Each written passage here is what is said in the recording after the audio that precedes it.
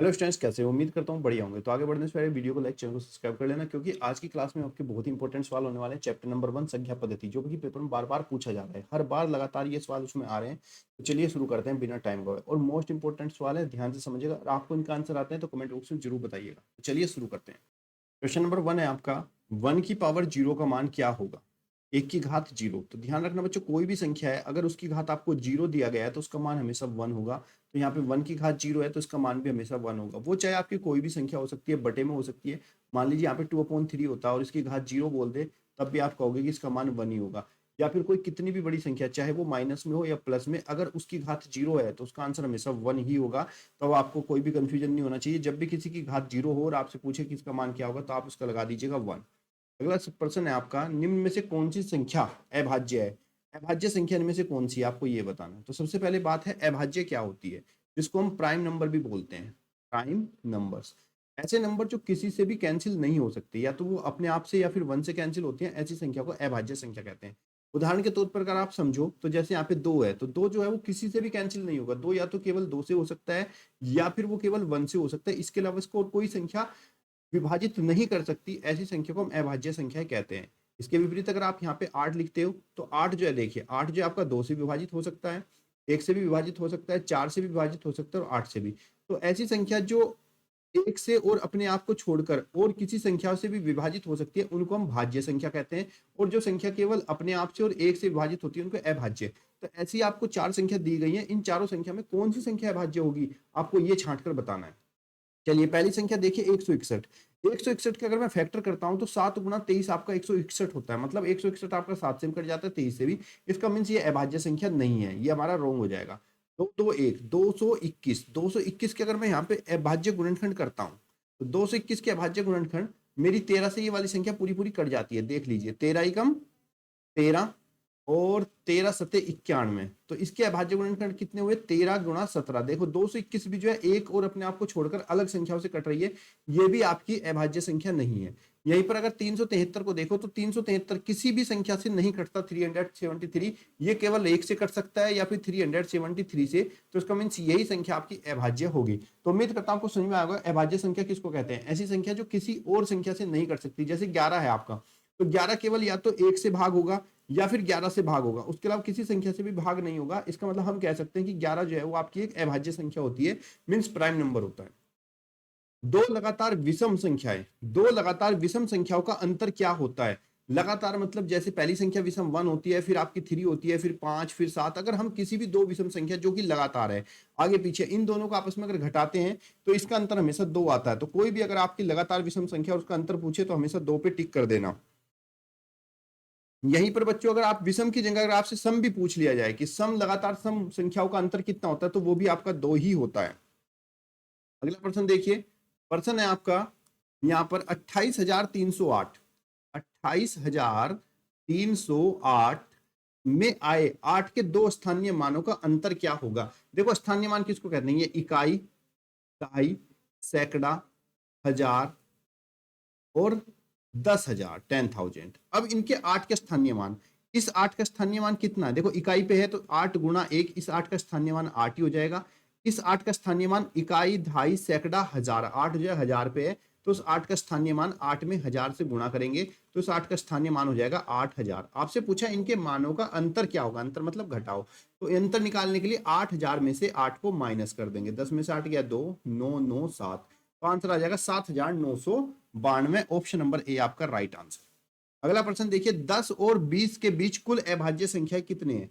मैंने पहले प्रश्न में बताया आपको अभाज्य संख्या किसको कहते हैं, जो संख्या किसी से नहीं कटती। अब यहाँ 10 और 20 के बीच 10 और 20 के बीच में बतानी कितनी संख्याएं होंगी। तो 10 के अगली संख्या थी 11। देखो 11 किसी से नहीं कटता। 12 तो 3 के पहाड़े में आ जाता है। 13 जो है वो किसी से नहीं कटता। 14 भी 2 से कट जाता है। 15 भी 3 से कट जाता है। 16 भी 2 से कट जाता है। 17 किसी से नहीं कटता। 18 2 से कट जाता है। 19 किसी से नहीं कटता। तो 10 और 20 के बीच में जो 11, 13, 17, 19, ये आपकी 4 अभाज्य संख्याएं होती हैं। तो ऑप्शन नंबर आपका सी राइट आंसर हो जाएगा। अगला प्रश्न है, 46,890 में 4 के स्थानीय मान और अंकित मान में अंतर बताओ। तो ये आपका 46,890, 46,890। अब इसमें 4 के स्थानीय मान को देखना है। देखो इकाई, दहाई, सैकड़ा, हजार, 10,000। तो 4 का जो स्थानीय मान है वो कहाँ पे है? 10,000वें इस पर है। तो यानी कि 4 का स्थानीय मान कितना हो जाएगा आपका? 4 गुणा 10, 40,000। या फिर किसी भी संख्या का आपको स्थानीय मान देखना हो, जैसे 4 का देखना, तो 4 के पीछे के जितने अंक हैं इन सबको आप 0 0 लिख दोगे तो ये 4 का स्थानीय मान हो जाएगा।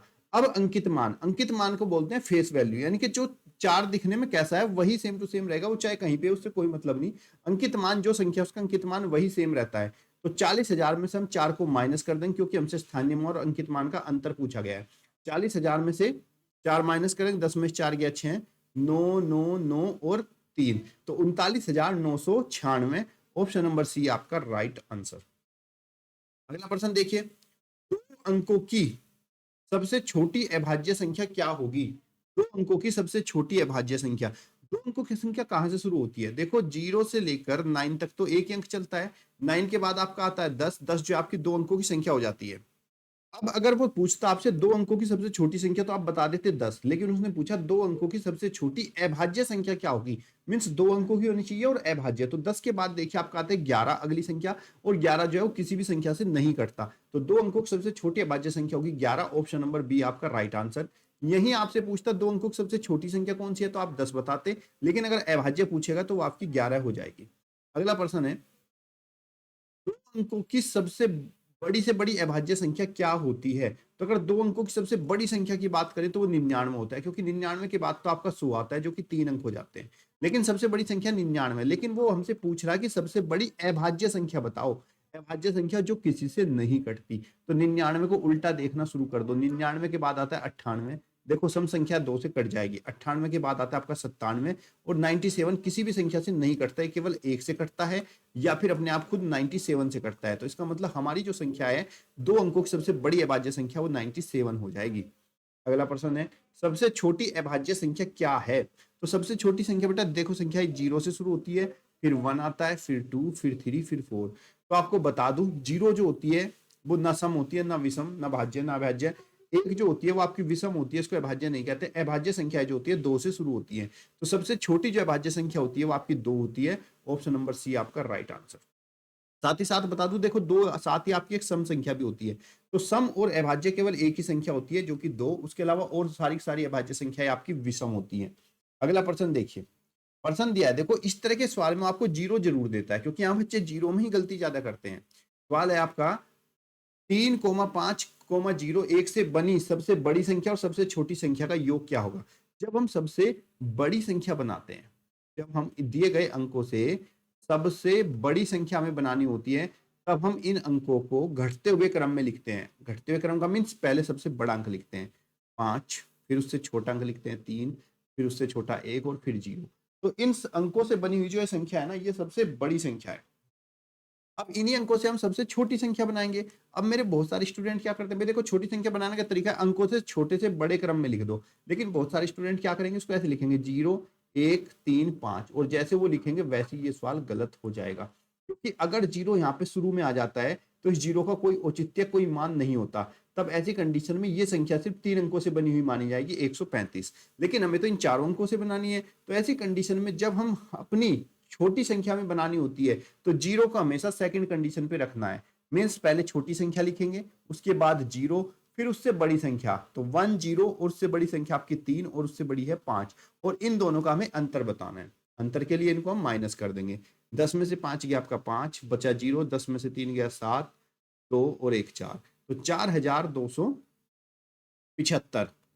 नहीं, इनका तो योग निकालना, योग करेंगे, सॉरी मैंने यहाँ पे देखा नहीं, योग निकालना है। तो जोड़ लेंगे 5, 3 और 1 4, 3 5 और 1 6, 6,345। ऑप्शन नंबर ए आपका राइट आंसर। अगला प्रश्न देखिए, वह छोटी से छोटी संख्या कौन सी है जो किसी सम संख्या में जोड़ने या घटाने पर प्राप्त संख्या विषम हो जाती है? तो कोई भी आपकी सम संख्या, अगर उसमें मैं 1 प्लस कर दूं या फिर 1 उसमें से माइनस कर दूं, तब वो संख्या हमारी विषम बन जाती है। ऑप्शन नंबर बी आपका राइट आंसर।